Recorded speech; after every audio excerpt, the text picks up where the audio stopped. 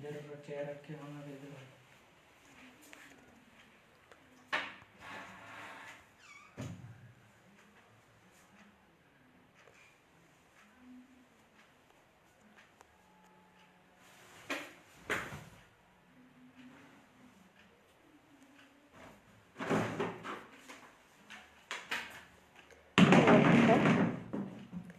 You want to come? नहीं, ठीक है, यहीं पे ठीक है। मोहन चौहान, जय जोहार दीदी, जय जोहार। मुकेश बडोले, जय जोहार, जय जोहार।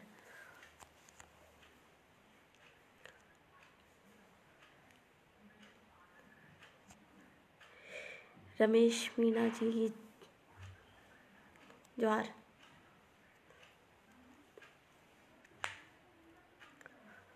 थोड़ा पहले लाइव आना था, लेकिन नेटवर्क का थोड़ा प्रॉब्लम है, इश्यू है, इस कारण से मैं थोड़ा लेट लाइव आ रही हूँ। बहुत सारे मुद्दों पे बातें करनी थी, लेकिन चूँकि नेटवर्क थोड़ा वीक है, इसलिए मुझे लगता नहीं है कि बहुत सारे मुद्दों पर बात हो पाएगी। लेकिन कुछ क्वेश्चंस अगर लिखते हैं तो शायद मैं उसका कुछ जवाब दे पाऊँ आप सभी को।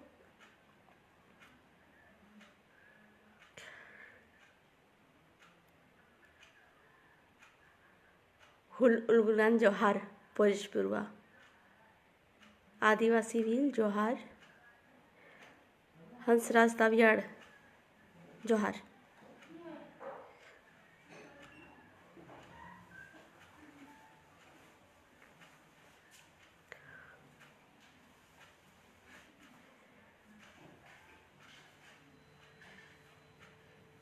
सबको जोहार, जोहार, जोहार। कुछ दिनों पहले मैंने बोला था आप लोगों को कि मुझे धर्म कोड पे आप लोगों से बातचीत करनी थी। बहुत सारे कन्फ्यूज़न है, बहुत सारे मुद्दे भी हैं अभी ट्राइबल इश्यूज़ को लेके। बहुत सारे कहा जाए तो आदिवासी समाज पे बहुत बड़ा मतलब एक तरह का कुठाराघात होने वाला है। उसके बारे में हम लोगों को तैयार होना पड़ेगा। जब भी हम धर्म कोड की बात करते हैं या धर्म कॉलम की बात करते हैं तो काफ़ी लोग गुस्सा हो जाते हैं। किसी को भीली धर्म कोड चाहिए या धर्म कॉलम चाहिए। मोस्टली कॉलम की बात ना करके लोग धर्म कोड की बात करते हैं कि हमको धर्म कोड चाहिए, ठीक है। और बहुत सारे लोगों को जैसे कि अलग अलग 500 से अधिक जनजाति हैं और मुख्यतः जो है लोगों को भीली धर्म कोड चाहिए, कुछ लोगों को कोया पुनेम चाहिए, कुछ लोगों को सरना धर्म कोड चाहिए। जब तक मैं झारखंड में रहती थी या फिर झारखंड से बाहर नहीं निकली थी, आवाज़ क्लियर नहीं आ रही है। ऐसी बात है क्या? आवाज़ क्लियर है या नहीं? One second. Oh shit. जोहार, अभी मेरी आवाज़ क्लियर आ रही है?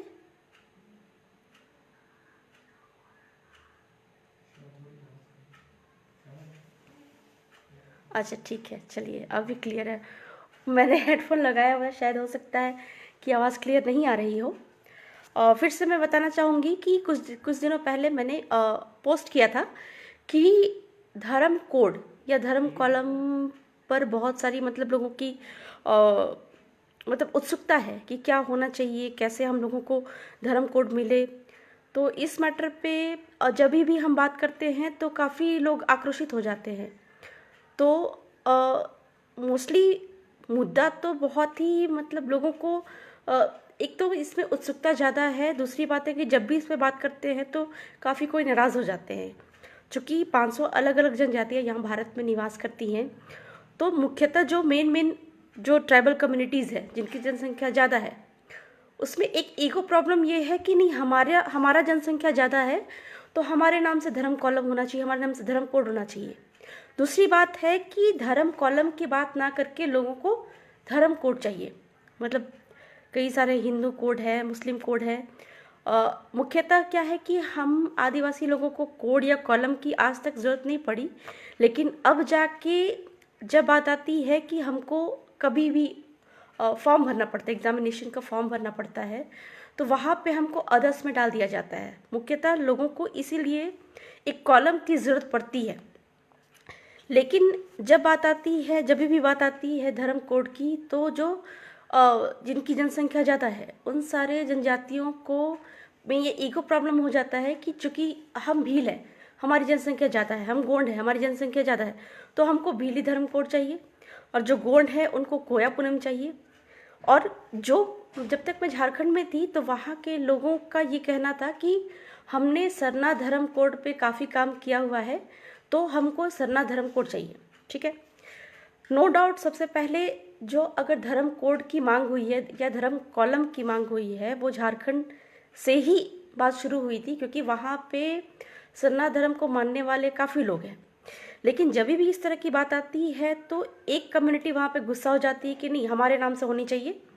मोस्टली मैंने देखा है कि ज़्यादातर लोग जो आक्रोशित होते हैं वहाँ पे कोया पुनम की बात करें या गोंडी धर्म की बात करें, तो लोगों को चाहिए गोंडी धर्म के मानने वाले जो लोग हैं उनका कहना है कि नहीं, कोया पुनम होना चाहिए, जो कि कोया पुनम का मतलब होता है ये सत्य के मार्ग पे चलने वाला उनका धर्म है।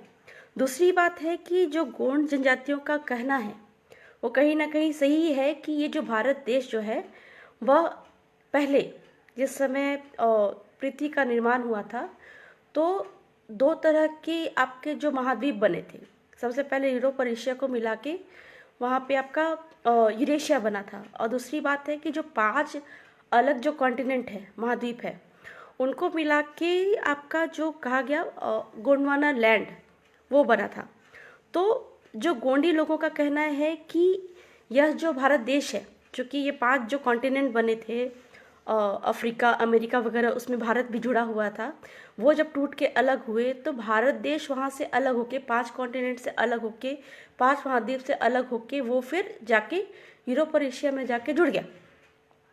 तो इस प्रकार इनका कहना है कि यह जो पूरा भारत देश है वो गोंडवाना लैंड है। ठीक है, तो इस कारण से पूरे भारत के रहने वाले लोग जो हैं वो कहीं ना कहीं गोंड है और उनको गोंडी धर्म होना चाहिए उनका।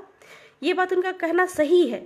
लेकिन अगर हम धर्म कोड के तर्ज पे देखें या धर्म कॉलम के तर्ज पे देखें, तो मैं इसके तरफ से ना देखकर अभी जो हम पे मेन जो एक बहुत बड़ा मतलब एक जो हम पे हमला होने वाला है, मैं उसकी बात करना चाहूँगी। और उस तर्क पे मैं चाहती हूँ कि हमको कॉलम मिलना चाहिए, धर्म कोड नहीं मिलना चाहिए।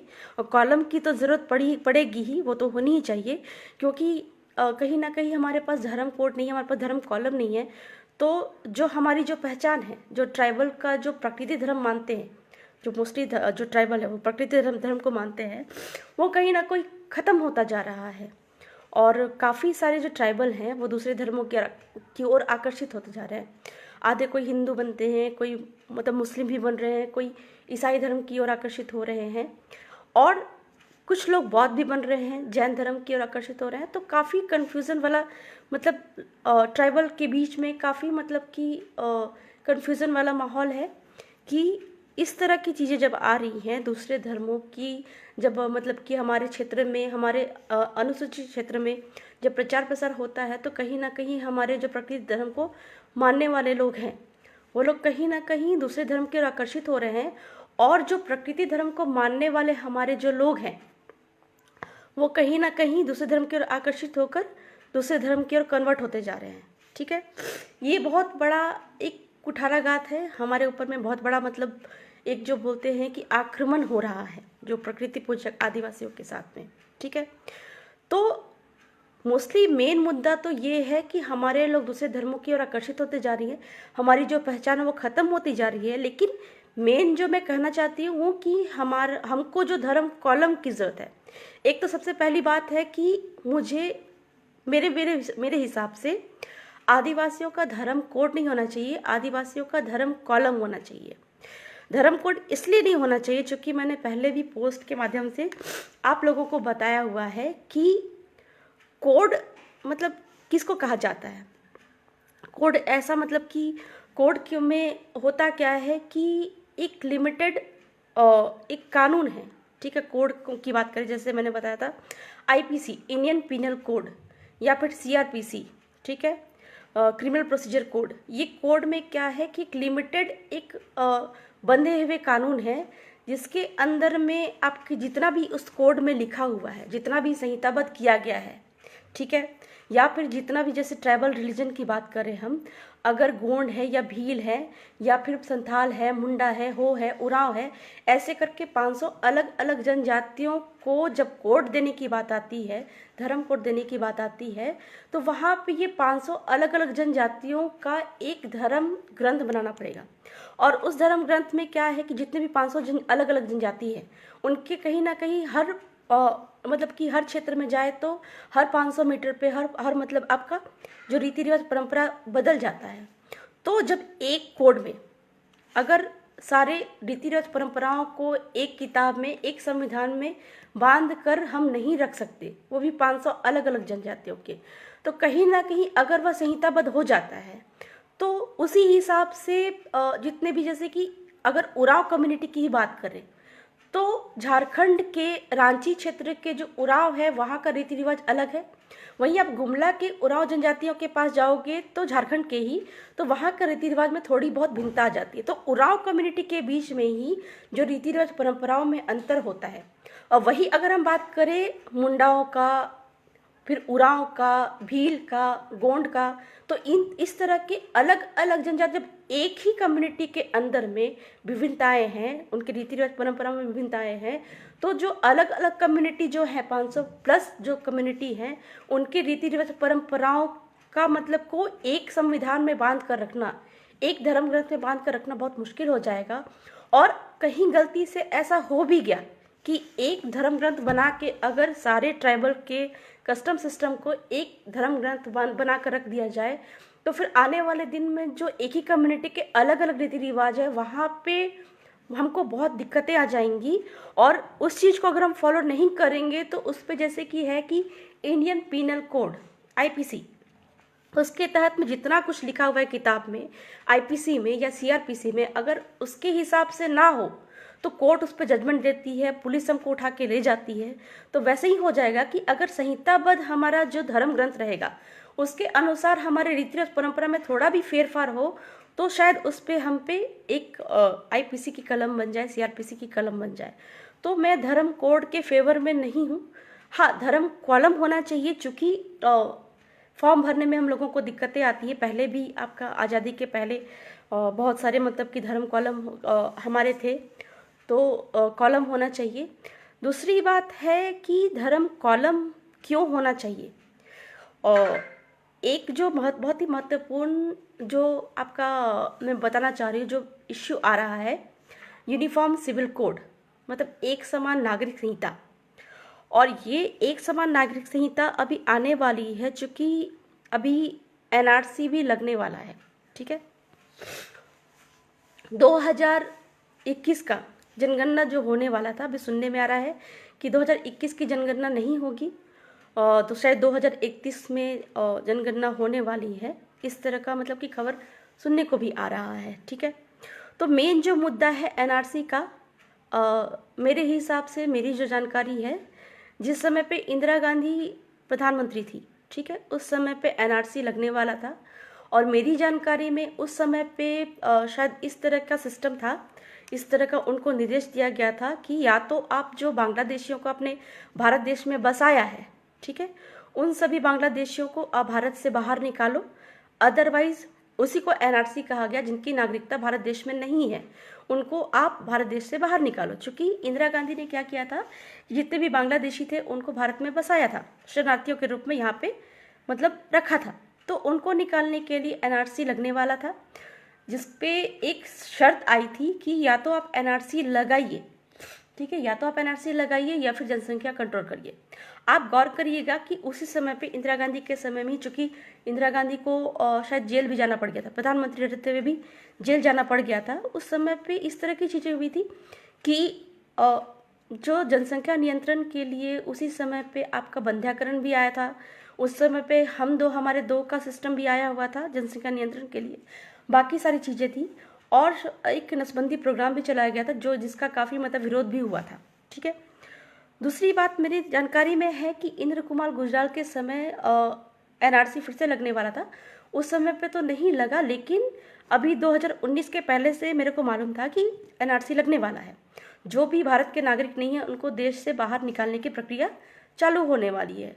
और जिस तरह का इंदिरा गांधी के समय में जो सिस्टम था कि आपका जो देश के नागरिक नहीं है उनको या तो देश से बाहर निकालो, जो बांग्लादेशी शरणार्थी है उनको देश से बाहर निकालो, या फिर जनसंख्या कंट्रोल करो। तो इस तरह का सिचुएशन है कि या तो मतलब कि एनआरसी लगे या फिर जनसंख्या कंट्रोल हो।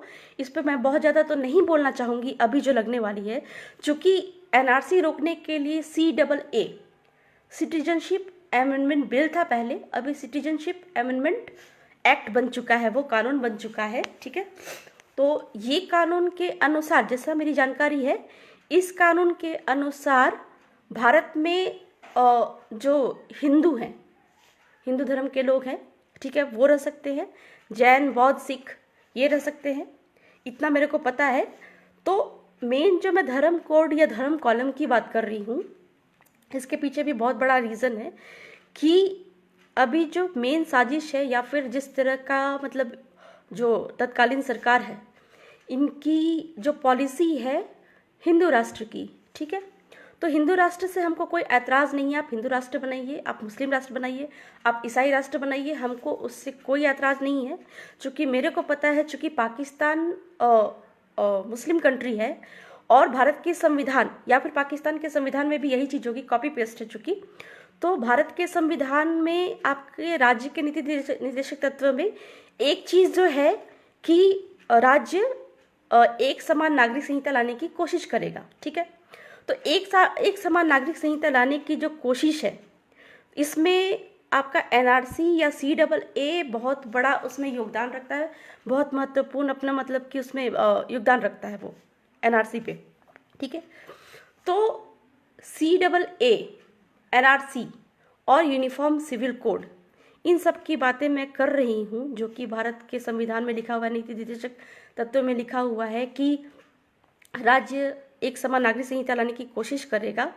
एक समान नागरिक संहिता आने से हम आदिवासियों को क्या नुकसान है, मैं इस पे बात करना चाहूँगी कि अगर एक समान नागरिक संहिता आ जाएगी, मतलब वो जो वन व्यवस्था है वो तो रहेगी ही, नो डाउट वन व्यवस्था रहेगी ही, लेकिन भारत के संविधान में सारे एक समान नागरिक हो जाएंगे, उन पे एक से सिविल कानून लगेंगे, जो जमीन का कानून होता है वो सब पे एक से लगेंगे।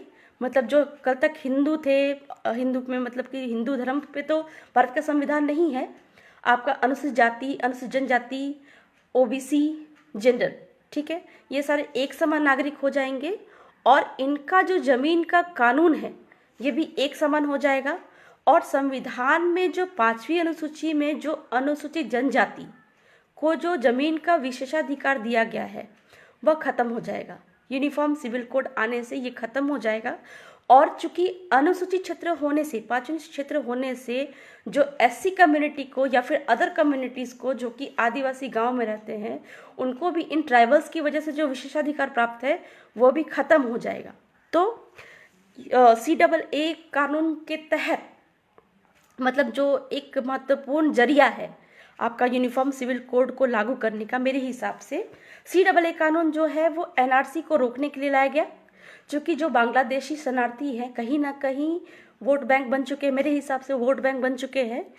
तो कुछ कम्युनिटीज़ को तो, बांग्लादेशी को तो NRC के नाम पे निकाला ही जाएगा, लेकिन एक जो एजेंडा है हिंदू राष्ट्र बनाने का, तो कहीं ना कहीं जितने भी नागरिक हैं इनको फोर्स किया जा रहा है कि आप हिंदू धर्म को मानो, या आप बौद्ध धर्म को मानो, या आप जैन धर्म को मानो। तो इस तरह का मतलब कि CAA कानून में ये चीज़ लिखा हुआ है।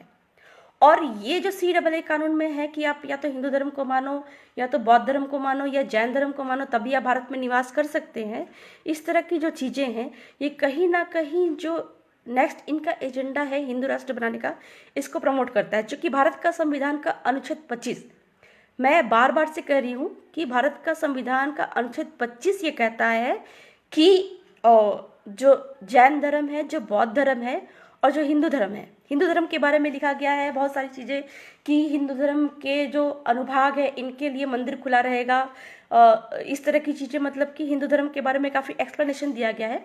साथ ही साथ अनुच्छेद 25 में ये भी एक्सप्लेनेशन दिया गया है कि हिंदू धर्म के जो अनुभाग है उसके अंदर में बौद्ध, जैन, सिख धर्म को रखे जाएंगे। ठीक है, तो एक तरफ से जो मैं कह रही हूँ कि एनआरसी को रोकने के लिए CAA कानून लेके आया गया है, उसमें बौद्ध धर्म, जैन धर्म, हिंदू धर्म और सिख धर्म को मानने वालों को भारत में रहने का अधिकार होगा। तो कहीं ना कहीं एनआरसी को लगाया गया, या फिर एनआरसी को रोकने के लिए CAA कानून जो है, आपका जो मतलब कि पेपर में भी छपा हुआ था कि 2021 का आपका ये जो जनगणना है ये नहीं होके 2031 में जनगणना होगी और CAA कानून को लगाया जाएगा, एनआरसी लगाया जाएगा। तो इस तरह से इनका जो हिंदू राष्ट्र का एजेंडा है इसको लागू किया जाएगा।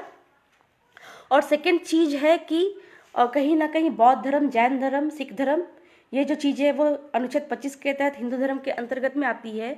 तो बहुत सारे लोग जो है, नागरिक जो है, वो एनआरसी से बचने के लिए क्या करेंगे कि अपने आप को इन सारे धर्मों में कन्वर्ट करेंगे मेरे हिसाब से, या फिर कहा जाए ये चीज़ होने वाली है। तो अपने आप को एनआरसी से बचाने के लिए कि कहीं हमको भारत देश से बाहर ना निकाला जाए, तो अपने आप को या तो हिंदू धर्म में रखेंगे, या तो बौद्ध धर्म में रखेंगे, या जैन धर्म में रखेंगे, या सिख धर्म में रखेंगे। ये 4 धर्म में रखेंगे, तभी जाके वो CAA कानून के तहत भारत देश में निवास कर सकते हैं। और इस प्रकार से सारे लोग भारत के संविधान के अनुच्छेद 25 के तहत वो हिंदू धर्म में आ जाएंगे। ऐसे भी बहुत सारे लोगों को जबरन मतलब कि हिंदू लिखवाया ही जा रहा है। तो ऐसे हिंदू बन जाते हैं, तो फिर जो हिंदू राष्ट्र का इनका सपना है, एजेंडा है, वो पूरा हो जाएगा। ठीक है, हिंदू राष्ट्र बने, मैं बार बार कह रही हूँ, हिंदू राष्ट्र बने, मुस्लिम राष्ट्र बने, ईसाई राष्ट्र बने, मुझे उससे कोई ऐतराज़ नहीं है। लेकिन अगर इस तरह की चीज़ें आती हैं, हिंदू राष्ट्र बने, या तो हिंदू राष्ट्र बनेगा या तो मुस्लिम राष्ट्र बनेगा, चूंकि पाकिस्तान भी मुस्लिम राष्ट्र है।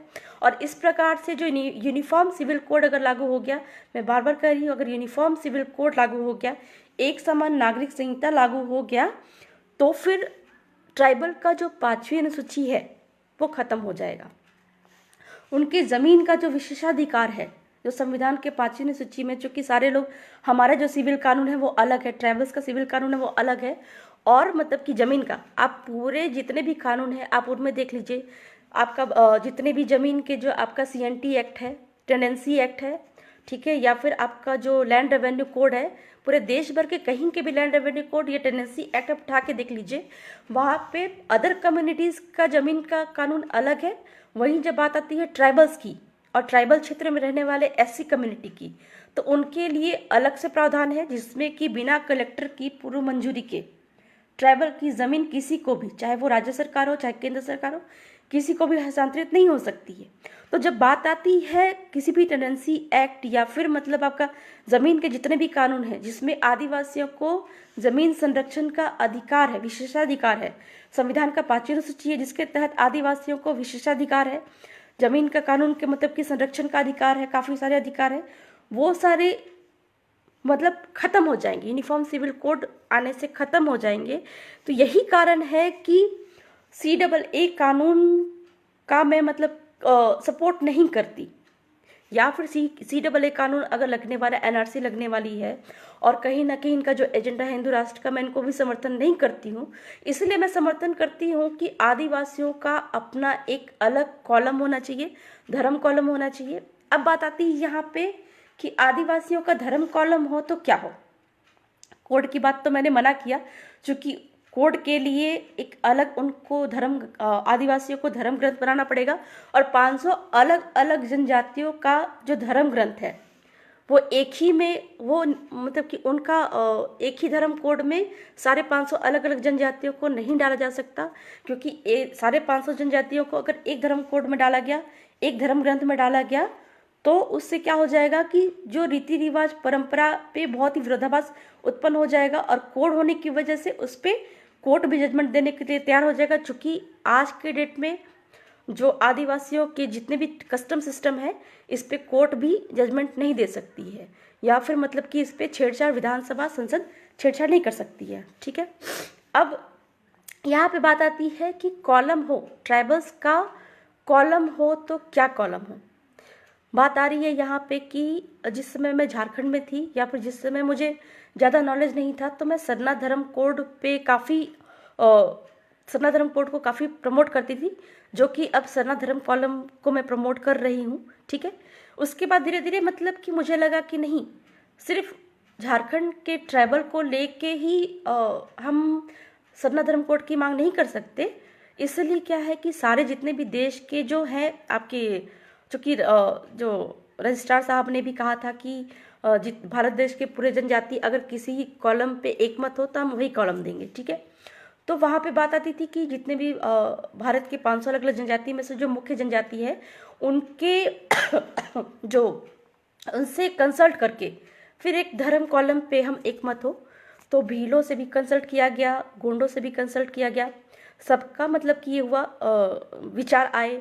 तो वहाँ पे कोई भीली धर्म कोड की बात करे, कोई अपोनेम की बात करे। लास्ट में जब विरोधाभास इस तरह की आ रही थी कि हम सबसे बेहतर क्यों नहीं, मतलब हमारा धर्म कोड क्यों नहीं होना चाहिए, हमारे नाम से क्यों नहीं होना चाहिए, तो एक दूसरे पे थोपने वाली बात आ रही थी। तो फिर बीच में अभी आदिवासी धर्म कोड पे सभी एकमत हुए थे, सभी तो एकमत नहीं हुए थे, उधर झारखंड के लोग तो एकमत नहीं हुए थे, पर आदिवासी धर्म कोड की बात आ रही थी। अब यहाँ पे बात आती है आदिवासी धर्म कोड या आदिवासी धर्म कॉलम की बात करें, तो दिक्कतें ये आ रही हैं कि यूनाइटेड नेशन में ये बात रखी गई थी, आप सभी को मालूम होगा कि यूनाइटेड नेशन में ये बात रखी गई थी कि भारत देश में जितने भी लोग निवास करते हैं, 153 करोड़ के लोग जो थे, वो सारे ट्राइबल्स हैं, वो सारे आदिवासी हैं। तो कहीं ना कहीं अगर हम आदिवासी धर्म कोड की मांग करते हैं, आदिवासी धर्म कॉलम की मांग करते हैं, तो आने वाले दिन में फिर ये वही बात हो जाएगी कि भारत में निवास करने वाले जितने भी लोग हैं वो सारे जो है वो आदिवासी ही हैं। ठीक है, फिर वहाँ पे बात आ जाएगी कि जब सारे लोग आदिवासी ही हैं, फिर धर्म में मतलब आपका धर्म फिर वही आपका हिंदू राष्ट्र को प्रमोट करता हुआ वो धर्म कोड कहीं मतलब कि हिंदू राष्ट्र को प्रमोट करता हुआ ना हो जाए। तो इस तरह का मेरी जो मतलब आपका डर है। और दूसरी बात है कि ये जो बात कर रही हूँ मैं आदिवासी धर्म कोड की। ठीक है, दूसरी बात है कि एक मेरे मन में ये विचार आया था कि ट्राइबल अगर इंटरनेशनल स्तर पे देखा जाए तो आदिवासियों को एनिमिस्ट होना चाहिए, का धर्म कॉलम जो होना चाहिए वो एनिमिस्ट होना चाहिए, क्योंकि एनिमिज्म का अगर इंटरनेशनल स्तर पे देखा जाए तो एनिमिज्म में क्या होता है कि वो प्रकृति पूजक ही आते हैं। प्रकृति पूजक में आपका जो जैसे कि ट्राइबल्स में क्या है, पूरे देश भर के कश्मीर से लेकर कन्याकुमारी के ट्राइबल्स में अगर सिमिलरिटी की बात करें तो जो बड़वा भगत हैं, ट्राइबल्स डॉक्टर के पास नहीं जाते थे। अगर उनको कुछ मतलब कि रोग दुख तकलीफ हो तो उनके गांवों में बसने वाले जो पारंपरिक जो पुजार होते हैं उनके पास में अपने रोग दुख तकलीफ को मतलब कि वो ख़त्म करने के लिए जाते हैं। आज के मॉडर्न ज़माने में डॉक्टर्स की बहुत मतलब कि का प्रमोशन हो चुका है, तो आज के डेट में लोग इस चीज़ को नहीं मानते हैं, लेकिन मैं आज भी इस चीज़ को मानती हूँ कि ट्राइबल्स के जो गाँव में होने वाले जो बड़वा भगत है वो आज भी मतलब कि उस चीज़ को रोग दुख तकलीफ को वो दूर करते हैं। ठीक है, दूसरी बात है कि जो एनिमिज्म की बात कर रही हूँ इसमें बहुत सारे मतलब कि विरोधाभास भी हैं। जैसे एक डाकन विद्या, जो आप कश्मीर से लेके कन्याकुमारी तक जाओगे तो ये डाकन एक विद्या थी जो लोगों के रोग दुख तकलीफ को दूर करने वाली थी। आप किसी भी कम्युनिटी जो हाईएस्ट कम्युनिटी जो जिनकी ट्राइबल पॉपुलेशन ज़्यादा है, आप उन कम्युनिटी में चले जाओ तो ये विद्या आज भी पाई जाती है। ठीक है, और भी चीज़ें हैं जैसे कि प्रकृति की पूजा करना, प्रकृति में सूरज चांद तारे या फिर मतलब कि पेड़ की पूजा करो, या फिर मतलब कि अपने जो टोटेम है जो टोटेम को मानते हैं, तो ये सारी चीज़ें एनिमिज्म के अंदर में आ जाती है।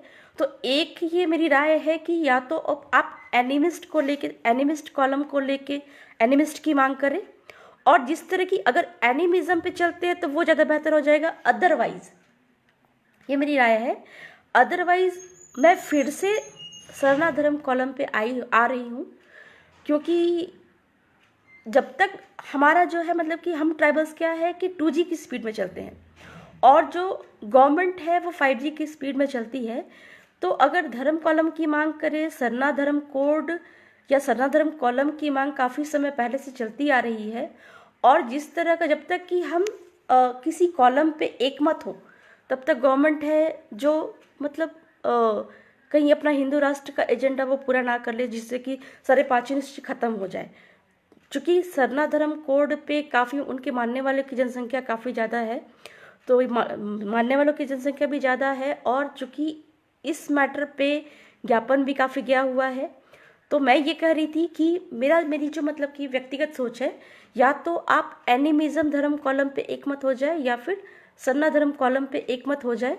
बस मेरी यही आप लोगों से अनुरोध थी। बस मेरी ये व्यक्तिगत विचार है, मैं किसी पे अपने विचार थोपना नहीं चाह रही हूँ। मेरा बस इंटेंशन इतना है कि ट्राइबल समाज जो आने वाले दिन में जो एनआरसी या CAA या फिर यूनिफॉर्म सिविल कोड की वजह से जो ट्राइबल के जो विशेषाधिकार खत्म होने वाले हैं, उससे वो मतलब कि बचे रहें।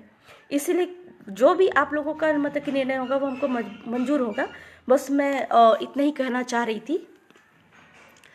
बाकी कुछ चीज़ें और छूट गई होंगी तो मैं अपने अगले जो वीडियो है उसमें मैं बताऊंगी। जोहार।